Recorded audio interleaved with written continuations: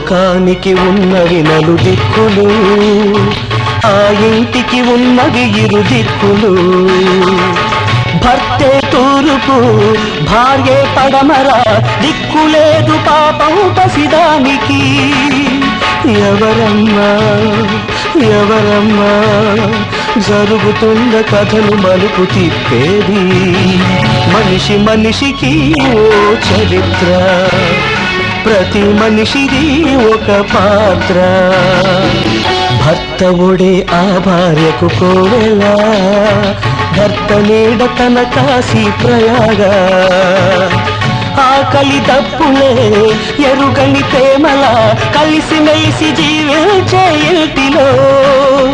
అటులేమి ఇటు కలిమి, నడుమ నలుగుతున్న కథకు తుది ఏది? మనిషి మనిషికి ఓ